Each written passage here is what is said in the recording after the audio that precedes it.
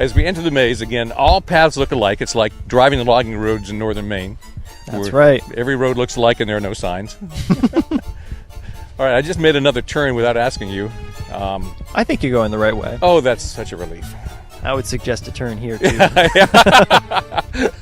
Yes, I'm just picking these turns at random. Yep. So we're among the stalks, and we're wandering back through the corn maze.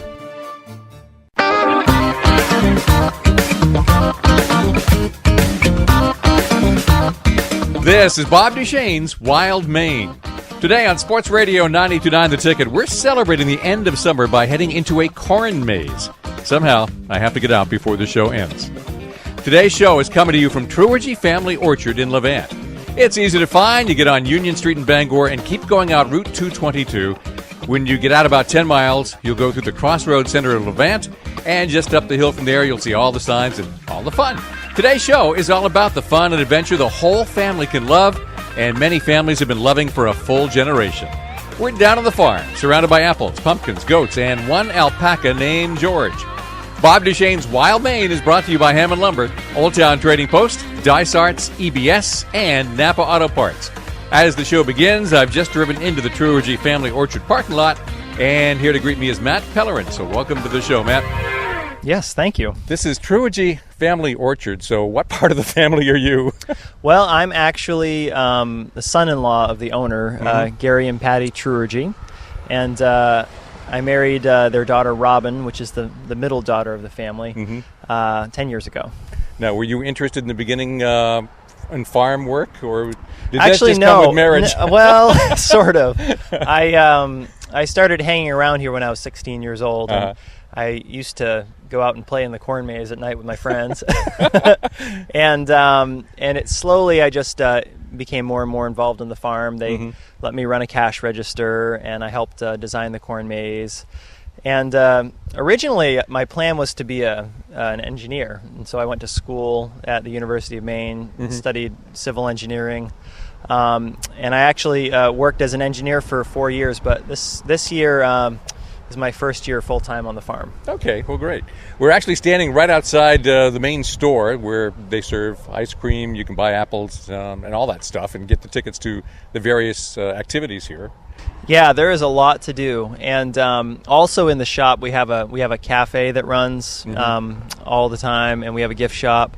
But you know, in the fall is kind of the culmination of the farm season for us. Yeah, we in the fall we harvest our pumpkins. We have a tremendous apple crop this year, and then of course the corn maze, and those are the three big anchor activities of the farm. Was this a really good apple growing year? Because I'm seeing trees laden like I've never seen before. This was a fantastic apple growing season, and apples are interesting because they're a biennial crop, which means that some years, usually you'll have a light year and then a heavy year, and this is actually the heavy year.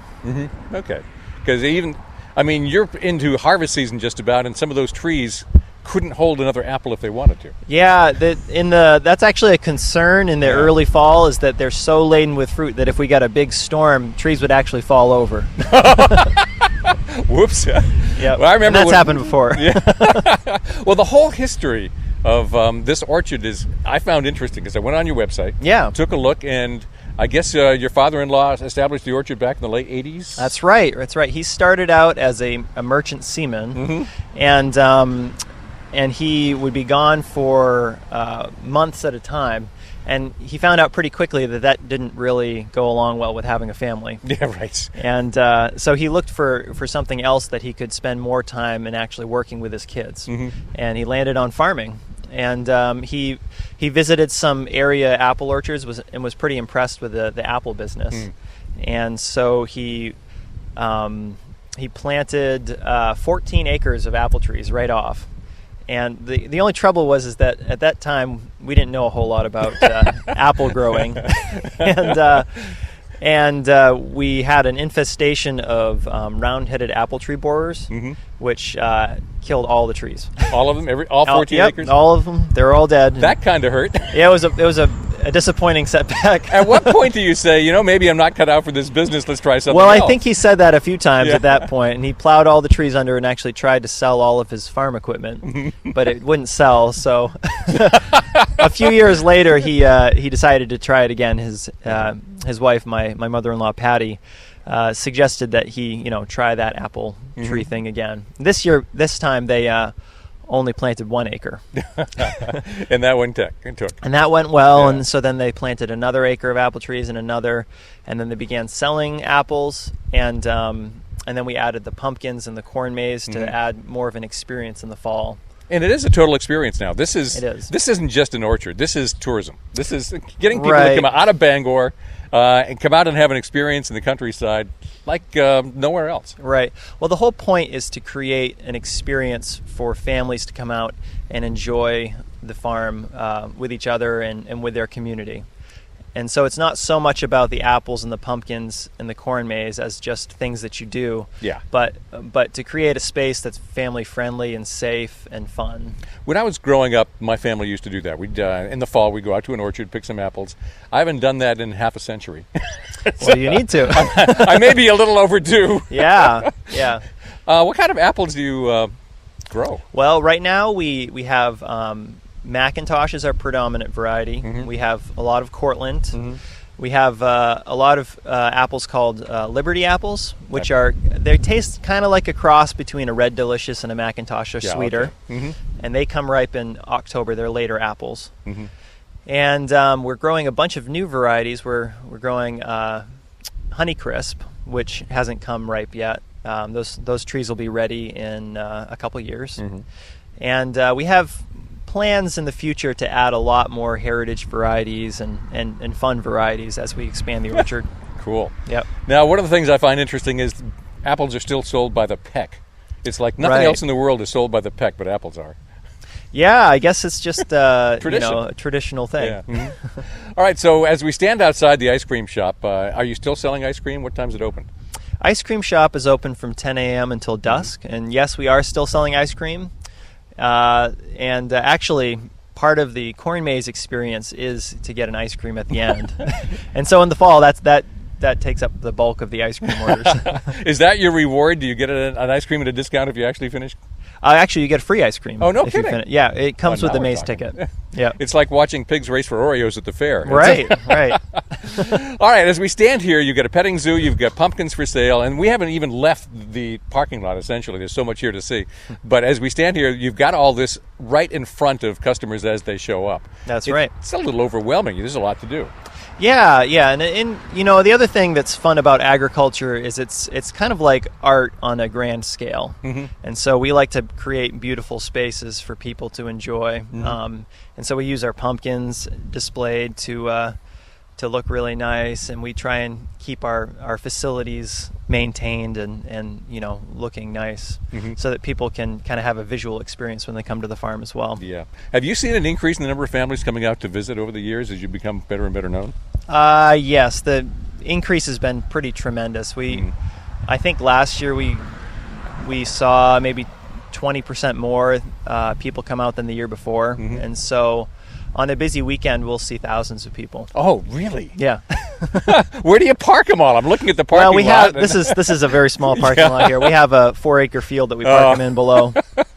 Okay. Yeah. Now, I've got to think this petting zoo. Let's walk over to the petting zoo. Sure. Okay, we got to take a quick break anyway. When Bob Duchesne's Wild Maine returns, we'll be patting goats. Matt Pellerin is my guest. We're at Truagy Family Orchard in Levant, and when we finish with the goats, we're actually heading into a corn maze.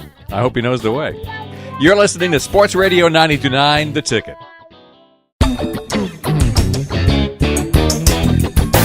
This is Bob Duchesne's Wild Maine on Sports Radio 92.9, The Ticket. Matt Pellerin is my guest, and we're walking all over Truagy Family Orchards in Levant on our way to the corn maze. There is nothing more family-oriented than a day on a farm.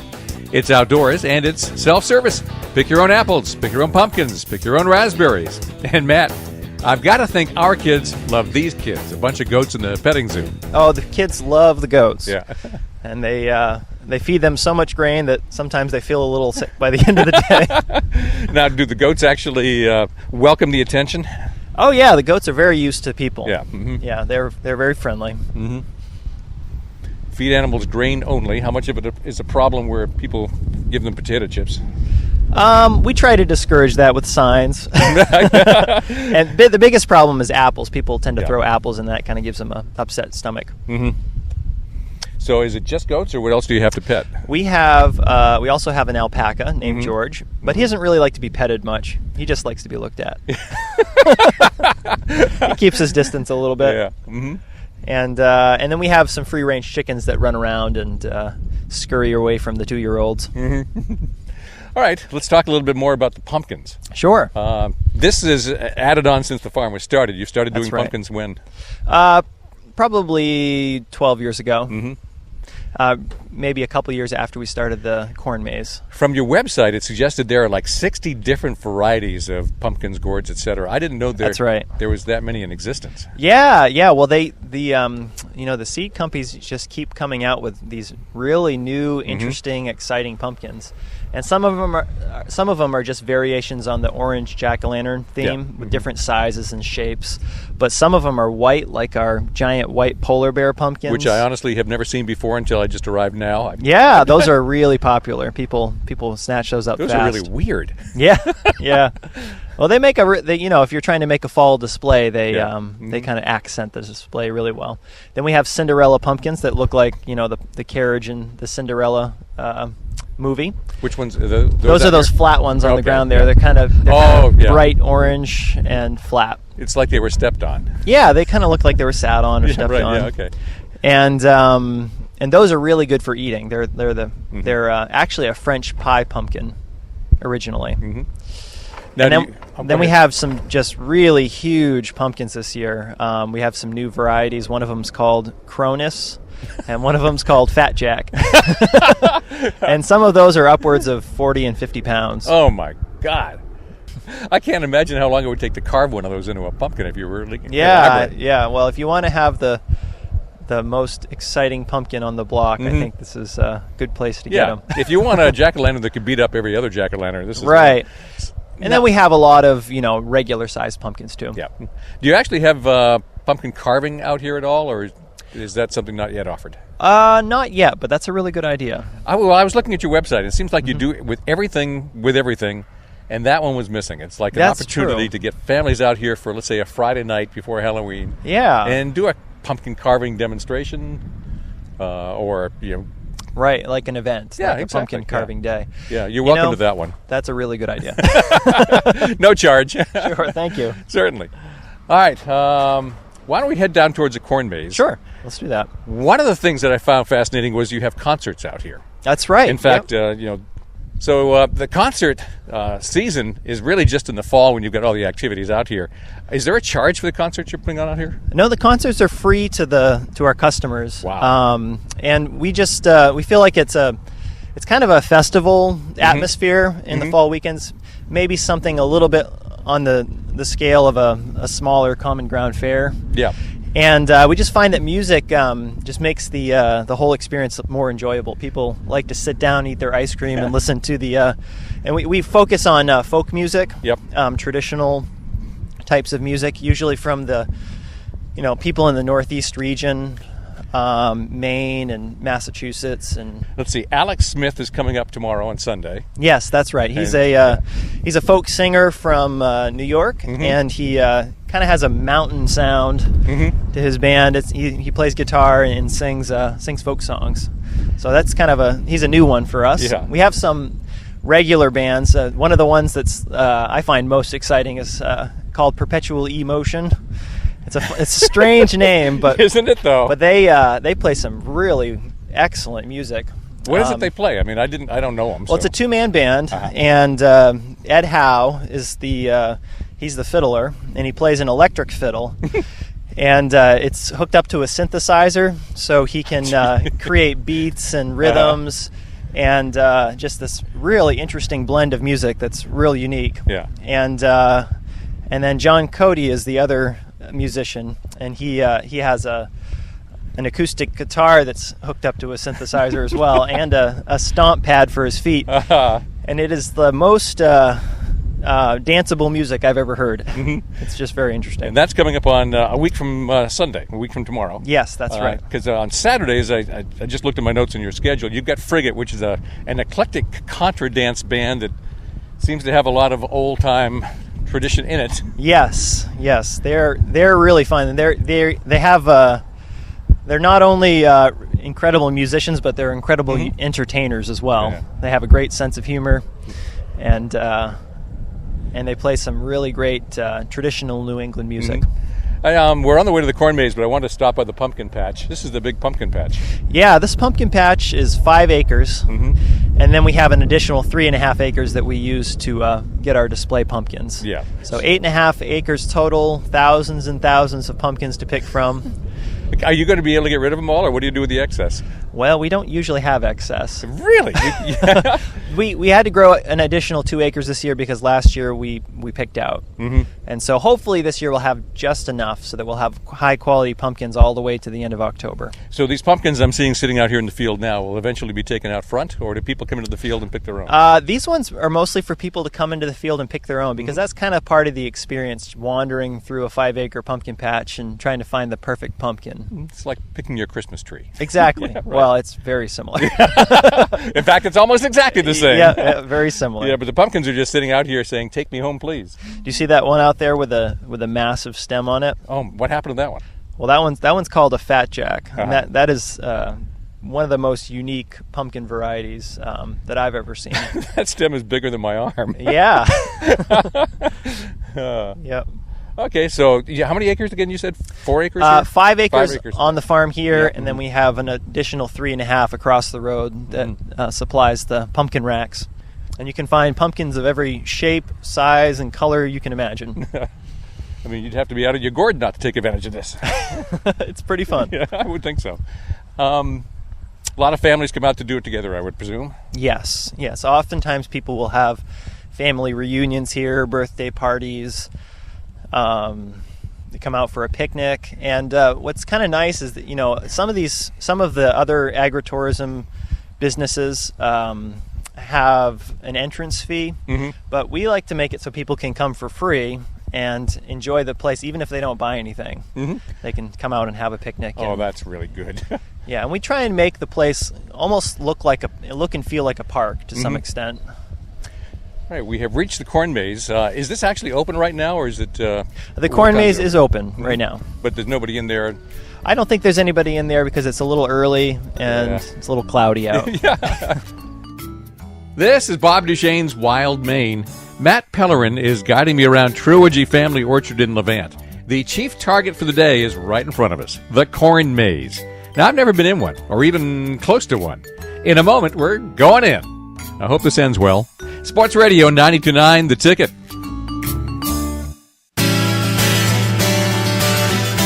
This is Bob Duchesne's Wild Maine on Sports Radio 92.9, The Ticket. We've taken the show on the road again today in Levant, up the hill on Route 222, where you can find Truogy Family Orchard. Matt Pellerin is showing me around, and we're outside the corn maze getting ready to go in. I've always wondered, Matt, if the corn you plant actually grows high enough so that tall people can't see over it. And this has got to be at least 8 feet tall. Right. Well, we actually use cow corn, so silage corn, and they make varieties these days that they grow 12, 14 feet tall. And basically the plant's goal is to create as much biomass as possible in the season. And as I stare at it, even LeBron James couldn't look over the edge to the other side. Nope. You need a ladder. Yeah, okay. And even then it's a little hard. Now, one of the questions I've always wondered is, how do you design a corn maze? Right. Well, my uncle-in-law, Dean Truogy, is somewhat of an artist. He used to be an architect in New York City, and so he has some incredible artistic skills. And so he comes up with the shape, and we can see the shape over here. It's the shape of a train this year. Oh, let's walk over to the train. Yeah, sure. And so he comes up with a shape that looks amazing, and then he gives it to me, and I kind of reconnect all the trails to make it a little more difficult and maze-like. And we go back and forth with several revisions, and then we finally have a draft of a maze that we think will look good. And one of the distinctives of our maze is that they look really good from the air. And we in designing the maze, we have two goals. One is that it needs to look fantastic when we take the picture. And then the other is that it'd be fun for people to go through. Now, is this photo that you have at the beginning of the trail a photo that was actually taken from the air? Yeah, I took it. Did you really? Yeah, we have a friend that has has a water plane. Mm-hmm. And we went up at the 1st of August and flew around the farm like 20 times, and I took about 400 pictures. And one of them came out real good. Now, if I stared at this photo long enough and committed it to memory, I should be able to figure out which way to turn and how to go somewhere. I think if you had a photographic memory, that might be possible. Or a digital camera. Yes, that might help too. Well, as I stand here, and this is me. This is just how I am personally. Yep. I would look at this and say, okay, how would I cheat? Well, yeah, cheating, I don't know. Yeah. I mean, certainly taking a camera photo would help guide you around. Do people come in with GPS units? Does that help?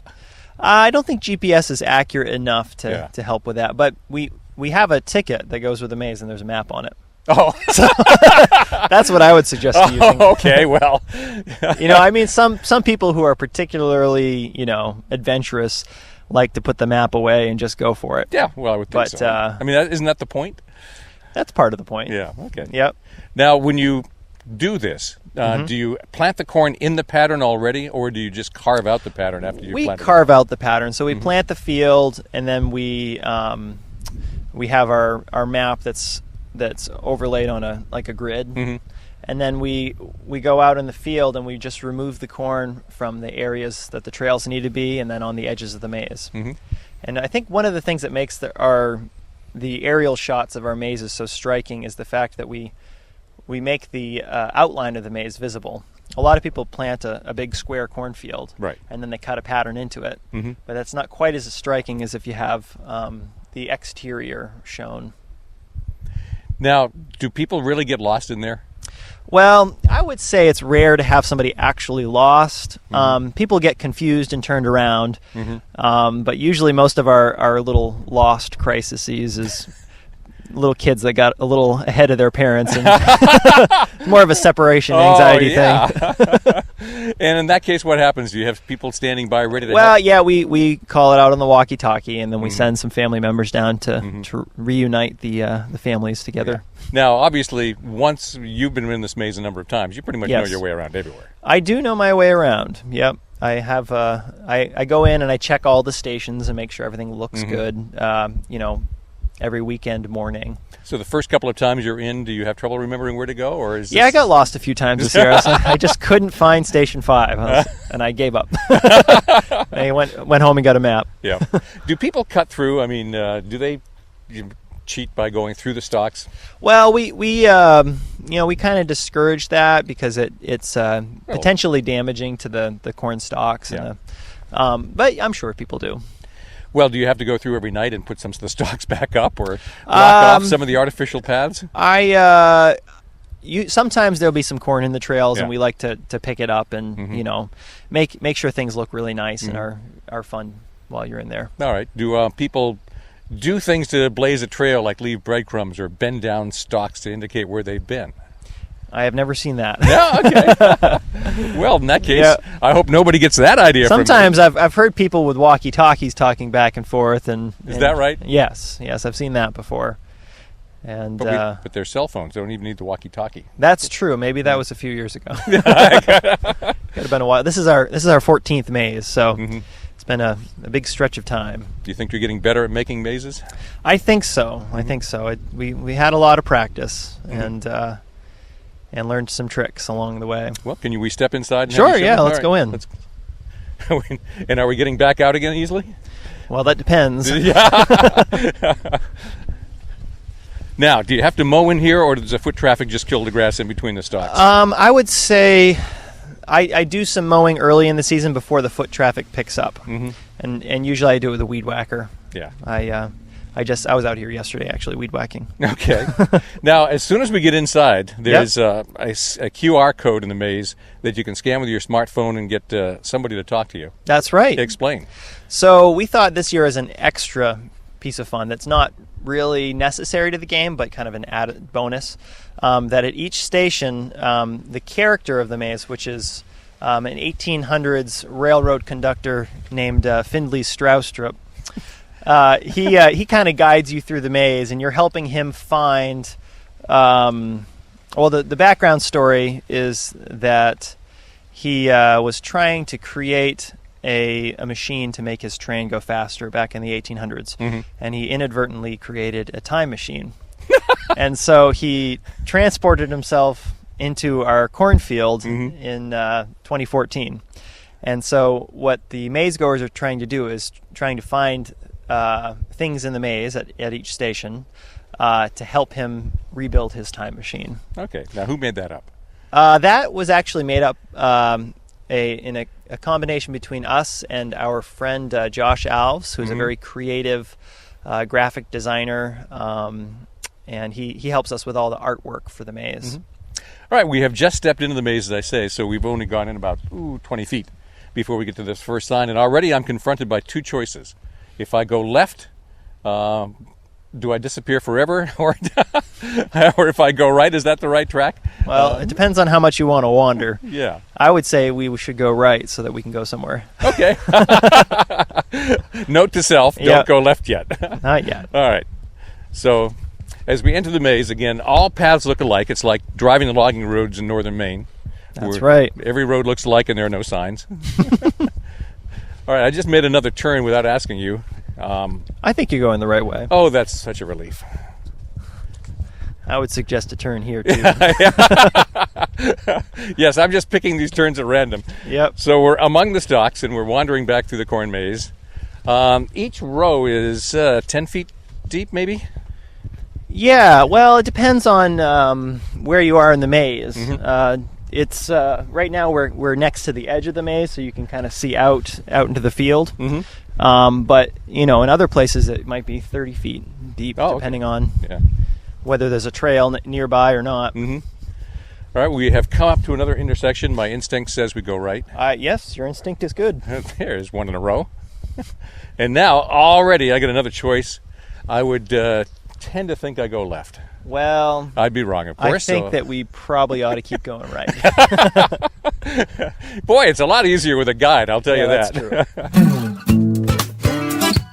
We're going to stumble around in here for a few minutes. Coming up, the question I'm sure everybody is asking. What do you do with all this corn after you're done with it? It's Bob Duchesne's Wild Maine. We're at Truergy Family Orchard in Levant. And I'll be back in a moment with Matt Pellerin on Sports Radio 92.9 The Ticket. This is Sports Radio 92.9 The Ticket. I'm Bob Duchesne, host of Bob Duchesne's Wild Maine. I'm with Matt Pellerin at Truergy Family Orchard in Levant, and we're inside a corn maze. And that's all I can tell you because I'm lost in here. Fortunately, Matt knows the way. And Matt, there's about 60,000 corn stalks surrounding us. What do you do with all this corn when you're done with it? Well, we keep the corn maze open until late October. So it's pretty dry and dead by the time we're done. And so we actually mow it down and we till it back into the soil for soil nutrition. However, we do have I think it's a local pig farmer that comes out, and he kind of picks up the corn cobs off the ground and feeds them to his animals. Okay, so some of this corn ends up in livestock sooner or later. Yep, that's true. Okay, good. Do you get an influx of geese?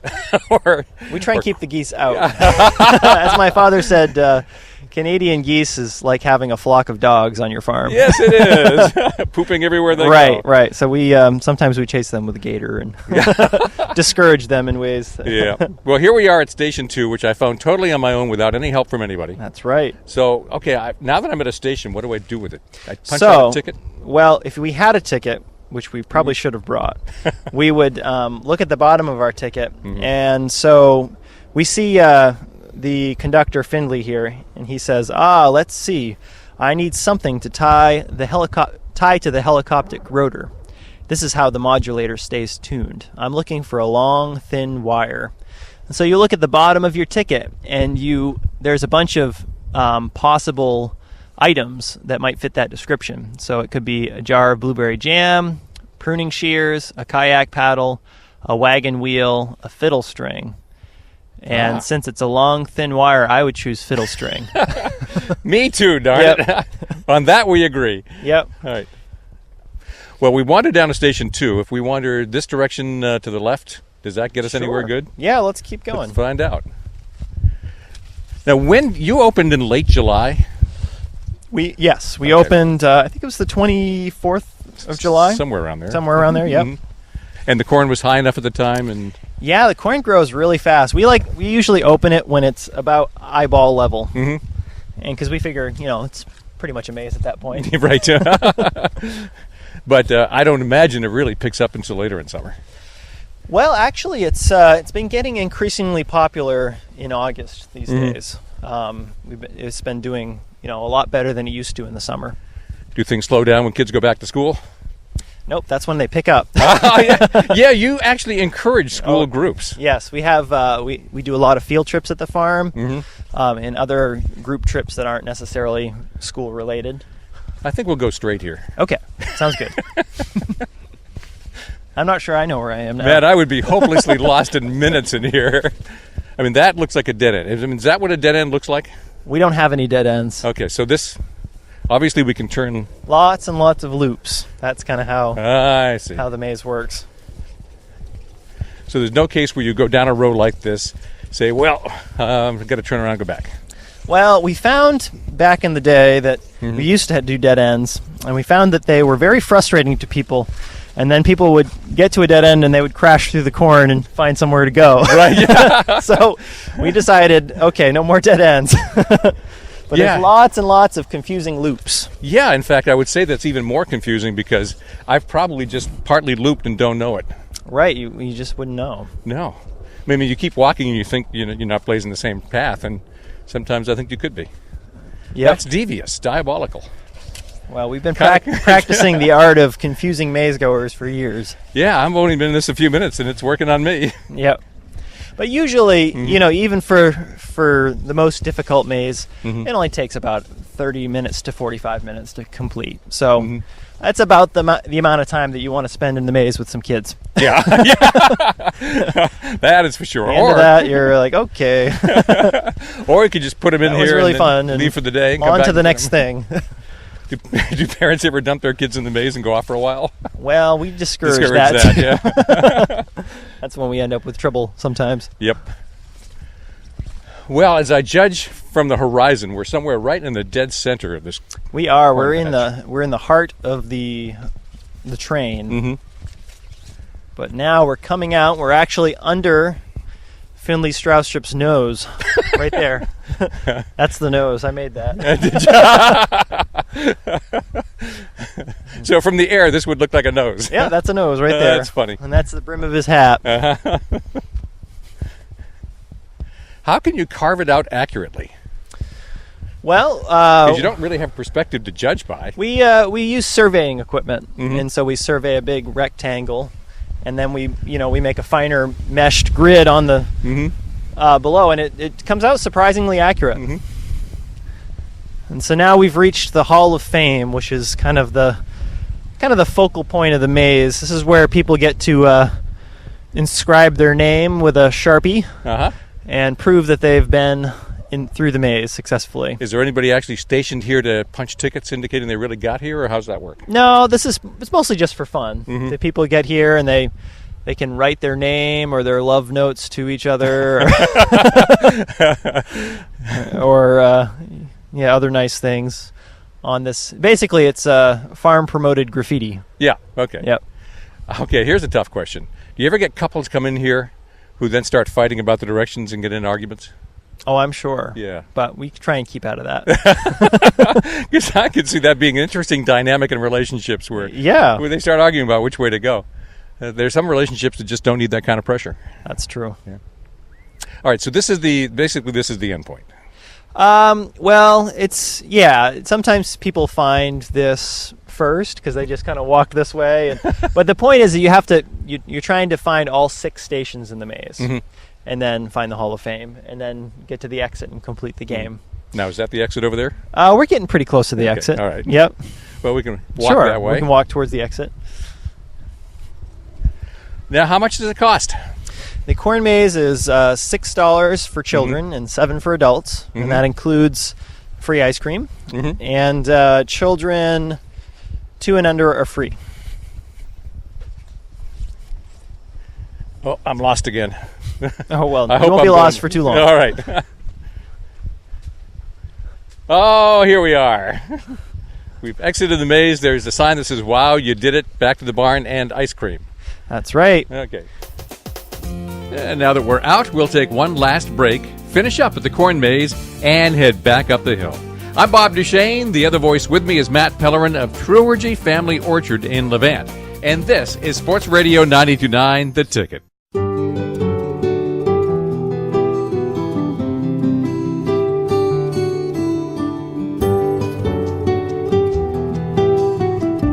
You're listening to Sports Radio 92.9 The Ticket. This is Bob Duchesne's Wild Maine. Today's show is outside, coming to you from Truergy Family Orchard in Levant. To visit for yourself, come out Union Street from Bangor and follow Route 222 all the way through the center of town in Levant, about 10 miles, and you'll see them just uphill past the center of town. There are banners all along the entrance to the farm. You can't miss it. Weekends are really busy out here, especially with free hay rides and free concerts. There's one tomorrow, and then one each day next Saturday and Sunday. Everything is on their website, and we'll get to that web address in just a few minutes. Matt Pellerin has been guiding me around. We just got out of the corn maze, and we're at the finish line. There's a sign that points you toward the free ice cream you just won. And that's not all, Matt. And then there's a picture of Findlay and the contraption that he has made with all the things that you find that will get him back to the 1800s. Through his transwarp nucleonic modulator. Yep, that's right. So there's these 6 items need to be identified somehow in your ticket to indicate you hit all the checkpoints? That's right. Okay.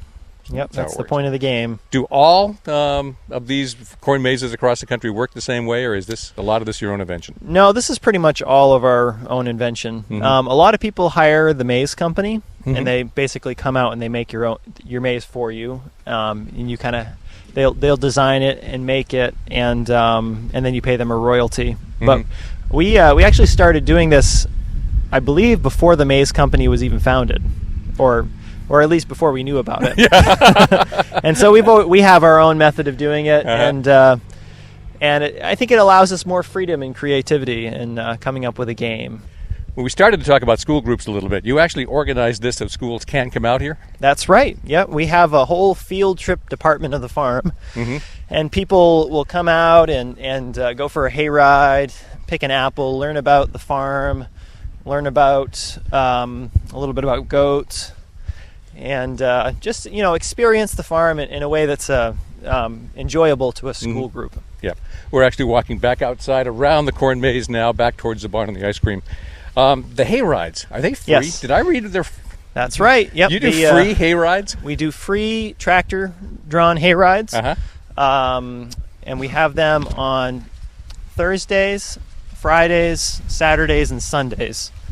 So if you just can't make it out for the full weekend experience, you can also come out Thursdays and Fridays. Thursdays and Fridays, the hayride runs from 2 p.m. to 5 p.m. And then on the weekends, the hayride runs all day until people go home. Which happens earlier and earlier as the season gets later because it gets dark. That's true, although some people kind of straggle there. Well, you said you used to come out and play in the corn maze at night. Was that legal at the time? Well, it was for me. We usually close the maze down at dusk. However, last year and this year, for the first time last year, we had a night maze. And we did that towards the end of October. And we're planning to do that again this year. Basically, what that is we string up Christmas lights around each station in the maze. So you have a little bit of light. And we hand out candy. And we encourage people to dress up in family-friendly costumes, and it's a non-scary event. We don't really like to do scary stuff here. What is your season? I mean, when do you finally stop everything?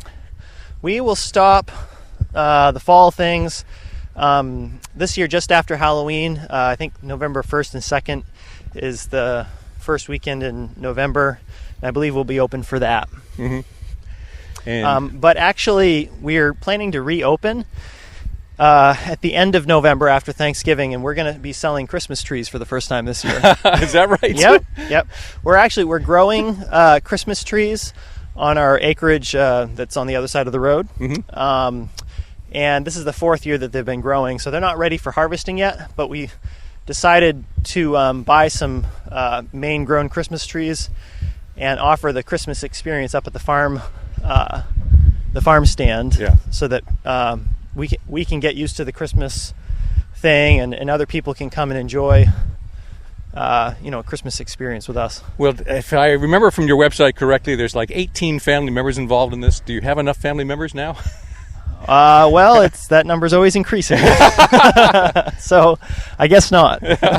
Well, you keep taking on newer and bigger projects. Yeah, well, our family we really like each other, and we like spending time together and doing business together. So basically, we kind of keep it open to allowing family members to expand the operation, the business, and the experience. What are we passing right now? This is our blueberry patch.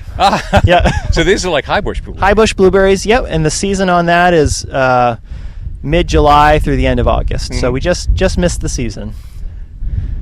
It's over. It's over now. I'm not used to seeing blueberry bushes that tall. I gotta tell you. Yeah. Well, actually, these are still small. They're going to get about 5 to 6 feet tall eventually. I don't recall the last time I had a high bush blueberry. Do they taste a whole lot different than the low bush? They're perhaps a touch more on the tart side than the sweet side if you compare them to a wild Maine blueberry. But I find that they're like the perfect thing for baking and for blueberry pancakes because they're huge. They're sometimes as big as a quarter. Yeah. You more often mistake them for a plum or what? More often nickel or dime size. But they're huge. I mean, some of them are grape sized. Yeah. So as I look down the apple orchard here, there's Cortland's, Macs that are just there's signs indicating what apples are here. Yeah, that's right. And so you can go down to the ends of the rows and you can see the different varieties and know what you're picking. But in the Maine orchard, we have mostly Macs and Cortlands, and the way you can tell if it's a Mac is if the branches are upright. On the Cortland trees, the branches droop downward. All right, point out the difference. Okay, so let's go down. All right, so these are all Macs because they're all pointing upward. Yep, these are all Macs. And then there's Macoons too, which look an awful lot like a Mac. So you got to go by the labels. So this is that's a Macintosh tree. Yep. And then see the one on the end of that row? That's a Cortland tree. Okay, yeah. And the Cortlands, people tend to like those a lot for baking. And they're huge this year. They're just really big. Actually, we should go up to the end of the orchard because let's walk through these through the row here and get some of the wind off my microphone. You can hear some of that in the background now because it's turned into a breezy morning. And so there's nothing like walking through an apple orchard. I just think it's really enjoyable. How does it work these days? Do families who pick their own pay the same price whether it's picked off the ground or off the tree, or how does that work? No, there's if you pick drops off the ground, the price is significantly lower. So like 30 cents a pound. And if you pick them off the tree, it's the normal price, $1.25 a pound. Okay. But this was just a great apple growing year, and jeez, look at these apples. It's exciting to walk through and see all the fruit. What are you going to do with all of these? Sell them. And eat some for ourselves. We like to make applesauce, but I mean, like looking at a tree like this right here. This, on the right. Oh yeah, right. Isn't that just like amazing? It's like all apples, no leaves. It's very exciting because this is what I do all summer and spring and winter. Actually, we prune the trees in the winter, and then we manage it all summer. And it's always so exciting in the fall to see the fruits of your labor. Boy, when you have this many apples, you're really going to need a radio station to come along and give you a ton of free publicity. Sure hope that happens. I hope so too. Yep. Once the season is over and you're left with leftover apples, what do you do with them? Well, in the past couple of years, we have not had leftover apples. But how is that possible with that many apples? Well, that's a lot of people. Yeah, I guess so. So we've emerged from the orchard. We're heading back down through the primary parking lot up near the road. Yep. Give me your hours again, because we talked about the hours of various events. Sure. And I got lost. Okay. So the farm hours are Tuesday through Sunday, so we're closed Monday. Okay. From 10 a.m. until dusk. And so those are the hours that we're open. And then the hours that we have hay rides that are free, that's from 2 p.m. to 5 p.m. on Thursdays and Fridays, and then all day on Saturdays and Sundays. What is your website address? It's www.truergyorchards.com. Okay. Well, Matt, this has been a thrilling tour. I've been looking forward to this. We started to talk about doing this last year. That's right. Couldn't get it done because of schedule problems, but this year I had it high on my priority list to come visit Truargy Family Orchards, and I appreciate the tour you just gave me. Yeah, well, thank you. We really appreciate you coming out.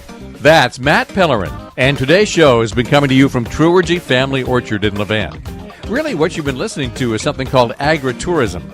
The busier we get, the more disconnected we get from our rural roots. Visiting a farm, if only to pick your own apples, carve a pumpkin, or pick out a Christmas tree, the more you get reconnected. It's a surprising pleasure. There are more opportunities around than you'd think. Ponder that the next time you go to a maple sugar shack in spring or a county fair. Bob Duchesne's Wild Maine is brought to you by Hammond Lumber, Old Town Trading Post, Dysarts, EBS, and Napa Auto Parts. You'll find this show and all previous shows on the web at 929theticket.com. Next week on Bob Duchesne's Wild Maine, we'll get prepped for fall foliage. Saturday morning at 9 a.m. on Sports Radio 929 The Ticket.